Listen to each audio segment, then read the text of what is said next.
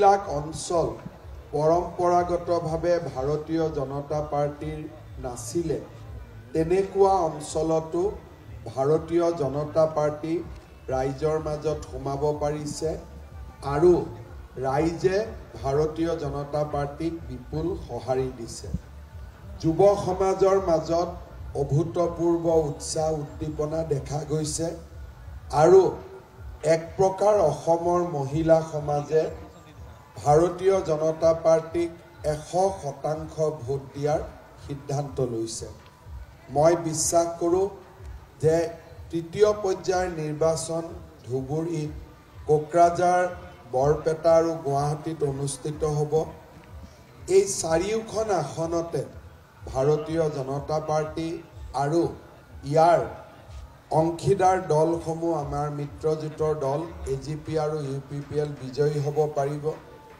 ইতিমধ্যে নিৰ্বাচনী প্ৰচাৰ অভিযানত আমি উল্লেখ কৰিছোঁ কি ধৰণে অসমৰ যুৱ সমাজৰ উৎকৰ্ষ সাধনৰ বাবে আমি বিভিন্ন আঁচনি লৈছোঁ।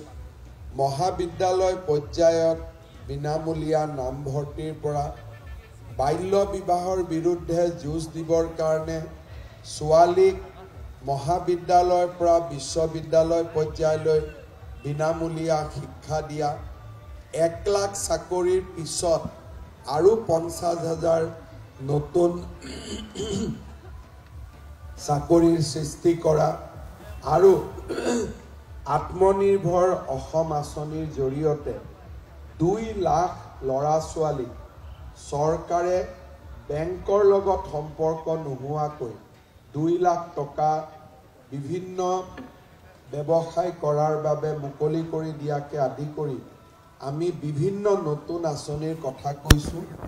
মই বিশ্বাস কৰোঁ যে অহা 2 বছৰত মোদী ডাঙৰীয়াৰ নেতৃত্বত আমি এই আঁচনিসমূহ সফল কৰিব পাৰিম।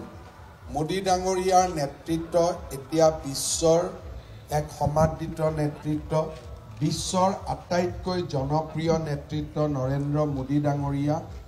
দেশৰ অৰ্থনীতি 2029 চনত বিশ্বৰ তৃতীয় অৰ্থনীতি হ'ব। যুৱ সমাজৰ বাবে অফুৰন্ত সুবিধা আহিব। আজি যেনেকৈ অসমত ছেমি কণ্ডাক্টৰ ইণ্ডাষ্ট্ৰীৰে আমি এটা উত্তৰণৰ নতুন দিগন্ত মুকলি কৰিছোঁ, তেনে বহুত সুবিধা যুৱ সমাজৰ মাজত আহিব। মই বিশ্বাস কৰোঁ যে আজিৰ সমদল আৰু নিৰ্বাচনৰ ফলাফল এই দুয়োটাৰ জৰিয়তে আমি অসমৰ যুৱ সমাজৰ মাজত এক নতুন আশাৰ সঞ্চাৰ কৰিব পাৰিম।